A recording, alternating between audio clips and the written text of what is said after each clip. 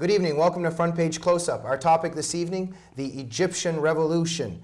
And our guest tonight, Nonie Darwish, an expert on Egypt, and she's also from Egypt. She emigrated to the United States in 1978, and she renounced Islamic Jihad. She renounced the hatred of America and of Israel in her own culture and society, and she embraced American freedom and American values. She is the author of 2 critically acclaimed books. Her autobiographical account of her intellectual and spiritual journey, Now They Call Me Infidel, and also the author of Cruel and Usual Punishment. This book's about the terrifying global implications of Islamic law. It is such a great pleasure and honor to be in the presence of a great freedom fighter. Nonie, welcome to the program. Hi. Nonie, we're here today to discuss the upheaval in Egypt, and it has, obviously, as you're going to tell us, catastrophic it can be catastrophic consequences if the Muslim Brotherhood takes over. But before we begin, I want to talk a little bit about you so the viewers get a little bit of background on who is sitting with us here this evening. Nonie, let's begin with your youth in Egypt. And I think the best way to start is with your dad, who was a great military hero, and you were the daughter of a Shahid, right? And explain that to our viewers. Yeah. I was born and raised as a Muslim in Cairo, Egypt, and I'm the generation of the 52 revolution in Egypt that promised freedom and democracy and destroying Israel. Gamal Abdel Nasser was the president. He sent my father to Gaza, which was ruled by Egypt at that time, to actually destroy Israel. And my father was the head of the Egyptian military intelligence in Gaza.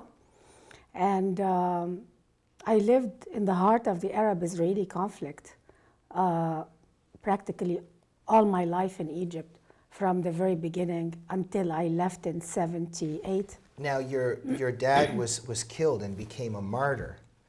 Tell us a little bit about that. My father headed the Fidaiyin movement, which was, the Fidaiyin went into Israel and caused as much damage, destruction, and death inside Israel.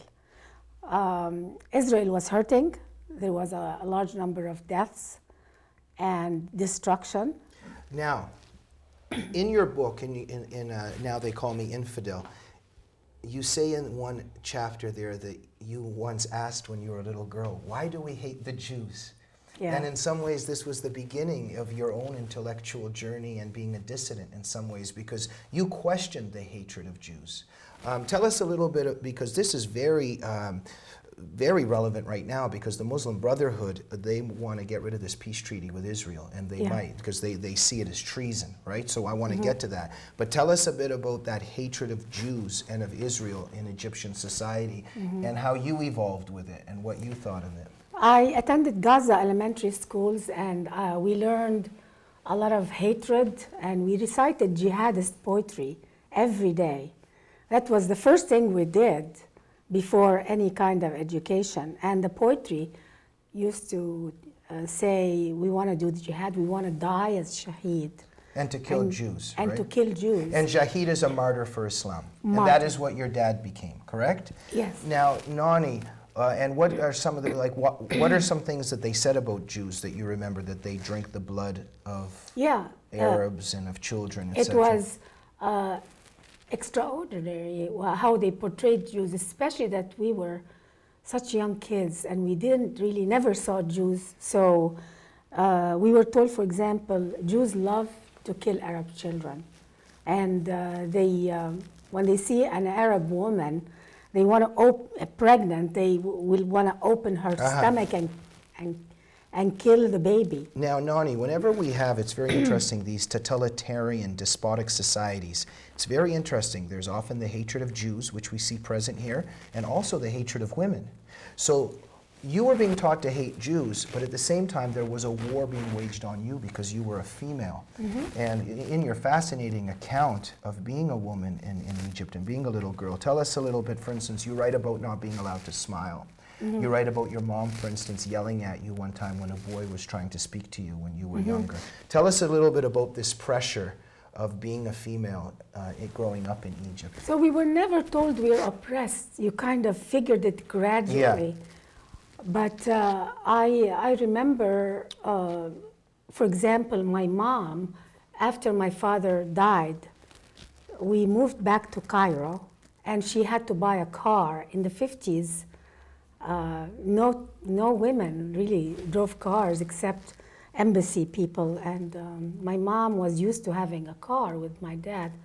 So when she bought a car, a lot of the neighbors and even some of her family members criticized her. And some people openly said, what kind of a loose woman? Yeah, And I because remember- it reveals independence and autonomy. That's why in Saudi Exactly. Arabia, women are not allowed to drive cars, right? So And it was that frowned. was my first experience about being a woman and being deprived of to drive a car to take your kids to school. And I remember my mom was crying, and she said that the neighbors are, speaking, ill about her, and she's. She even said, "What do we do? Wives of shaheeds, what do they do? Isn't it enough we give up our husbands and our sons, Yeah. but we don't have the respect we deserve Now- to live freely?" Now, Nonie, wait a minute. Your mom said this. Yes. Now, this is very interesting because as you write in your book, and there's a lot of empathy in my heart for your journey because I know that in the end you were kind of excommunicated by your family and your mom doesn't even accept you today. Maybe we'll talk about that a bit. But it's very interesting that on the one hand, your mom suffered at the hands of Islam. She lost a husband to it and the other things that you said, but yet she clung to Islam. What is the psychology there that the victims at the same time are embracing the ideology that oppresses them? That's a very good, observation from Well, you. thank you very much. Thank you. I like Because actually, my mom never connected the oppression of women to Islam. But yet she was oppressed. She was oppressed, and I remember she suffered a lot, isolation. Women don't And just how did she conclude what her suffering because was there? everybody was the same way. So And they if blame you the Jews. if you really live in oppression, sometimes you don't even know where it comes from. So, where did you let's speed up a little bit here. What brought you to America? How did you liberate yourself from that false It consciousness? wasn't easy.